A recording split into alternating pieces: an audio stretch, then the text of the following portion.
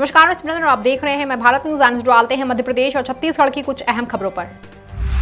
शिवपुरी जिले के पोहरी थाना क्षेत्र में बुजुर्ग से हुई लूट की घटना का पुलिस ने महज 24 घंटे में खुलासा कर दिया है। पुलिस ने इस मामले में सीसीटीवी के आधार पर 2 लुटेरों को गिरफ्तार कर लिया है। साथ ही लूट की वारदात में इस्तेमाल बाइक और नकदी भी बरामद कर ली गई है। वहीं इस मामले में एक आरोपी अभी भी फरार बताया जा रहा है। आपको बता दें कि बदमाशों ने बुजुर्ग से पता पूछने के बहाने वारदात को अंजाम दिया था। मार्च को फरियादी सियाराम निवासी छर्चे द्वारा थाना पोहरी पर रिपोर्ट की गई थी कि वह अपने घर से सामान लेने के लिए पोहरी आया था, जिस पर से जैसे ही वो पोहरी बस स्टैंड पर उतरा तो उसे अज्ञात युवक 2 काले रंग की मोटरसाइकिल से मिले, जिन्होंने कोर्ट का पता पूछने के बहाने उसे मोटरसाइकिल पर बिठा लिया और जैसे ही न्यायालय आया तो वहाँ न उतार कर वो अज्ञात युवक फरियादी को आगे सुनसान जगह पर ले गए, जहाँ पर एक और उनका अन्य साथी खड़ा था। तीनों ने मिलकर फरियादी से पर्स में रखे 20,000 रुपये की लूट कर ली। संसदीय कार्य मंत्री नरोत्तम मिश्रा ने कहा कि नियमों की पुस्तिका को फाड़कर फेंक देना सदन की नियमावली और सदन के संसदीय आचरण का अपमान है। कांग्रेस संसदीय परंपराओं का अपमान कर रही है। वहीं खुद के द्वारा संसदीय नियमावली फेंकने पर उन्होंने कहा कि मैं इस घटना पर पहले ही खेद जता चुका हूं, एक बार फिर से खेद जता देता हूं। इसके अलावा उन्होंने कांग्रेस के बर्ताव पर कहा कि पिछले 3 सालों से सदन की कार्यवाही कांग्रेस नहीं चलने दे रही है, अभी एक भी दिन सार्थक बहस नहीं हुई है। वहीं इसी कड़ी में नेता प्रतिपक्ष गोविंद सिंह का बयान भी सामने आ गया है। नेता प्रतिपक्ष गोविंद सिंह ने आरोप लगाया है कि मंत्री नरोत्तम मिश्रा ने मेरे साथी के ऊपर पुस्तक फेंक कर मारी है। ऐसा अमर्यादित व्यवहार आज तक नहीं किया गया है। अध्यक्ष जी से हमारी 2 मांग है। जब जीतू पटवारी को निलंबित किया गया तो नरोत्तम मिश्रा को निलंबित क्यों नहीं किया गया। आगे उन्होंने कहा कि अध्यक्ष ने एक पक्षीय कार्यवाही की है, सत्ता पक्ष से पहले ये पूरा षड्यंत्र किया गया है। इसके अलावा उन्होंने कहा कि सरकार सदन नहीं चलाने देना चाहती है, सदन चलेगा तो घोटाले खुलेंगे, प्रश्न गायब किए जा रहे हैं। नेता प्रतिपक्ष ने कहा कि अधूरी जानकारी दी जा रही है, सरकार प्रजातंत्र का गला घोट रही है। मध्य प्रदेश की शिवराज कैबिनेट ने किसान और छात्रों को लेकर बड़ा फैसला लेते हुए सिवनी में सिंचाई परियोजना के लिए 29.37 करोड़ की मंजूरी दी है। चंदेरी में सूक्ष्म सिंचाई परियोजना के लिए 558.5 करोड़ को मंजूरी दी गई है। इसी के साथ जनजातीय कार्य विभाग के 35 सीएम राइस माध्यमिक विद्यालय निर्माण के लिए मंजूरी मिली है। इसके अलावा मध्य प्रदेश कार्य गुणवत्ता परिषद के कार्यकारी अधिकारी का पद, नाम एवं अर्हताओं में शाब्दिक संशोधन किया गया है और अब ये महानिदेशक कहलाएंगे। भोपाल के school of planning and architecture के छात्रों ने सीहोर नगर के हेरिटेज इमारतों और स्थलों का सर्वे कर रिपोर्ट तैयार की है। इस रिपोर्ट में नगर की धरोहरों स्थलों का चिन्हीकरण कर उनके संधारण के संबंध में सुझाव दिए गए हैं। इस सर्वे रिपोर्ट को छात्रों ने जिला पंचायत के समाकक्ष में डिस्प्ले पर दिखाया गया। इस अवसर पर कलेक्टर ने सीहोर नगर के ऐतिहासिक धरोहरों स्थलों पर किए गए इस सर्वे को बहुत महत्वपूर्ण बताते हुए कहा कि ऐतिहासिक, सांस्कृतिक, कलात्मक एवं धार्मिक महत्व की धरोहरें नगर का गौरव होती हैं।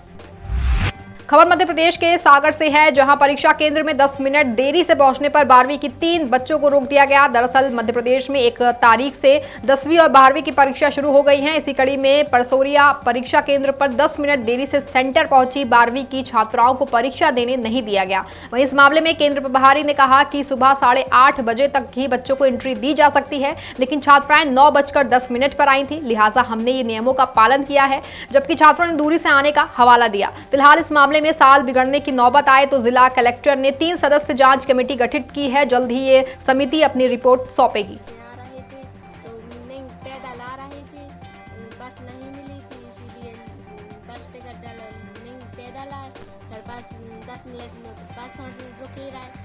बस मिली, फिर बस में आए तो वहाँ से आ रहे तो जल्दी में हमें 10 रुपया लगते थे, 20 रुपये लाए थे, इसलिए फिर से आए तो स्कूल पैदल आए।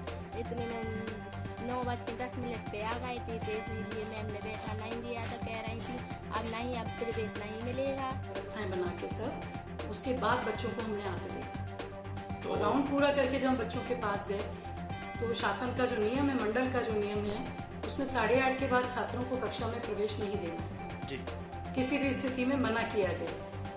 तो अगर 9-10 पे बच्चे आ रहे होते तो उसमें क्यों नहीं देते। हम लोग पेरेंट्स भी हैं, हम लोग शिक्षक भी हैं, और कभी भी किसी तरीके से छात्र का हित हम लोग भी नहीं चाहते, लेकिन साथ साथ हम लोग एक चूंकि शासकीय कर्मचारी हैं तो नियमों का पालन भी हमारी जिम्मेदारी होती है।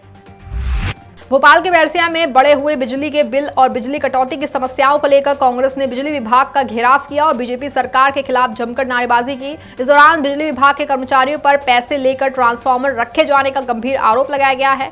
साथ ही इस भ्रष्टाचार में विधायक विष्णु खत्री के भी शामिल होने की बात कही जा रही है। कांग्रेस कार्यकर्ताओं ने बढ़े हुए बिजली के दामों और बैरसिया एसडीएम के सामने गेट पर जला दिया और चेतावनी देते हुए कहा कि अगर 15 दिनों में व्यवस्था को सुधारते हुए हमारी मांगों को नहीं माना गया तो उग्र प्रदर्शन किया जाएगा, जिसकी जिम्मेदार सरकार होगी।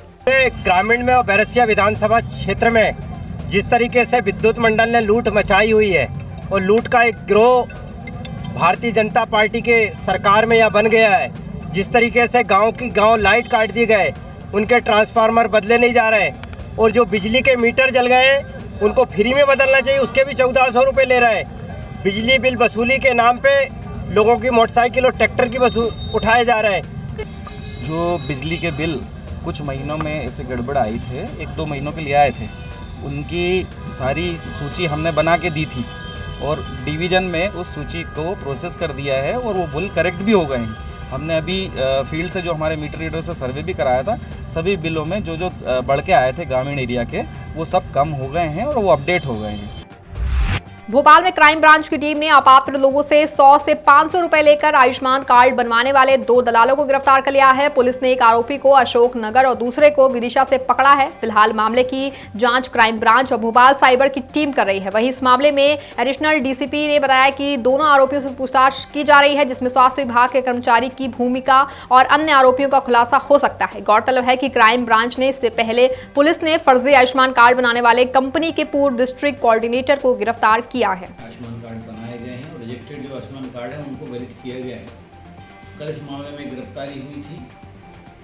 उस गिरफ्तारी और पूछताछ के बाद हमें कुछ और लोगों के नाम मालूम पड़े हैं जो इस बीच में मीडिएटर दलाली काम करते थे, जो भी कस्टमर्स के नाम उपलब्ध कराते थे और उनका रजिस्ट्रेशन कराने के लिए OTP जो था वो वैलिड करवाते थे।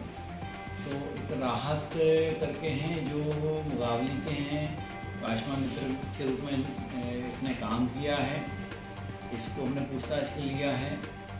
और दूसरे प्रकाश पंथी गंज बासौदा से इसको हिरासत में लिया है। इनके द्वारा काफ़ी बड़ी मात्रा में जो आयुष्मान के हितग्राहियों की डेटा उपलब्ध कराया गया है। वर्ल्ड लाइफ डे के मौके पर उमरिया से बेहद ही दुखद भरी खबर सामने आई है, जहां बाधवगढ़ टाइगर रिजर्व के खितौली परिक्षेत्र में 18 महीने की बाघिन की संदिग्ध परिस्थितियों में मौत हो गई है। इसके बाद से पार्क के अफसरों में हड़कंप मच गया है। इसके बाद क्षेत्र की घेराबंदी कर डॉग स्क्वाड के साथ सघन निरीक्षण किया गया। वहीं इस दौरान घटनास्थल के पास कई जगहों पर ब्लड देखा गया। वहीं अन्य वन विभाग के जो अधिकारी हैं, उनकी माने तो शुरुआती जांच में मौत का कारण बाघों का आपसी संघर्ष बताया जा रहा है। आपको बता दें कि मध्य प्रदेश में लगातार बाघ मौत के शिकार हो रहे हैं। इसमें अधिकांश घटनाएं शिकार से जुड़ी होती हैं। बाघों को शिकारी करंट लगाकर मार रहे हैं। नर्मदापुरम के पिपरिया में एक प्रतिष्ठित व्यापारी ने ईमानदारी की मिसाल पेश करते हुए एक महिला का पैसों से भरा पर्स लौटा दिया है। इसके बाद व्यापारी की खूब तारीफ की जा रही है। दरअसल व्यापारी को यह पर्स दुकान के सामने मिला। इसके बाद व्यापारी ने पर्स को पूरी हिफाजत के साथ थाने में जमा कर दिया। इसके बाद पुलिस ने पर्स से मिले कागजातों के आधार पर महिला की जानकारी दी।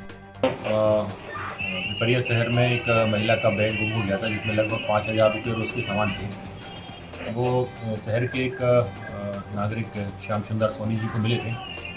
उन्होंने थाने पर लाके उस महिला की सुपुर्द की है। हम श्री सोनी जी का पिपरिया पुलिस के प्रति आभार प्रकट करते हैं और सभी नागरिकों से यही उम्मीद है कि वो इसी तरह का यदि कोई काम आता है तो जरूर करें।